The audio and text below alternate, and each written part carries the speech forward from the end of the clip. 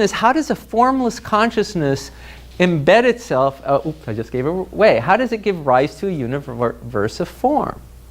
So again, when I learned that line, in the beginning, God created heaven and earth.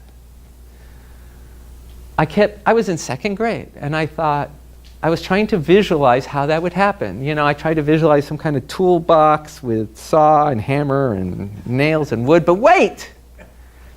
Those things hadn't been created yet because there's no form yet. So how the heck are you supposed to build a universe of form from formlessness? You see, this is where deep creativity gets a little deep. And the answer is, one of the first tenets of deep creativity is all creating is becoming. So that consciousness embeds itself in a universe of form. That's how it does it. So this pattern of essence and non-essence is replicated in every thought and everything. So what is a thought? A thought is, I am. This is a table, but it's also what this table is not. So as soon as you identify a thought, as soon as you limit a thought and say this is a table, it's also not a chair, it's not a person, it's not everything else. There's a not table. And as soon as you do that, that dance of essence and non-essence that is consciousness embeds itself in the thought. And so I say the thoughts in here and things out there are homologous. That means that they're structured the same. There's a reason for that.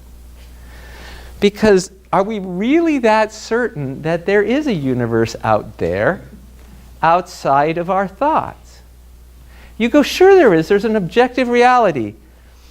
This table that I'm sitting on is real and I'm touching it. No, sorry, that can't be done. And I'm not saying this from any perspective other than the fact that I was a chemist and I studied physics. And in physics, you see these graphs of potential energy that say that the electrons on my finger and the electrons on the surface of that table, to bring them together would take more energy than exists in this galaxy. That means that I've never touched anything in my life because I can't. The electrons are too repulsive. I cannot touch this. So my impressions of space are illusory. And time is equally so, we know that. But neuroscience has shown us that there's a half-second delay between an event occurring and us becoming aware of it. That means that all these wonderful teachings, which I love and subscribe to, be here now, the power of now, they're talking about half a second ago. Sorry. That now you think, it already happened. That's old news. That now that you're living in, sorry, it happened. So the social sciences, especially psychology, is still functioning on this myth of objectivity that was settled about 90 years ago. Quantum physics basically said, look, this issue of subjective and objective was resolved. So Erwin Schrödinger, one of the great pioneers of quantum physics, he said, the world is given to me only once, not one existing and one perceived. Subject and object are only one. The barrier between them cannot be said to have broken down as a result of recent experiences in the physical sciences, for this barrier does not exist.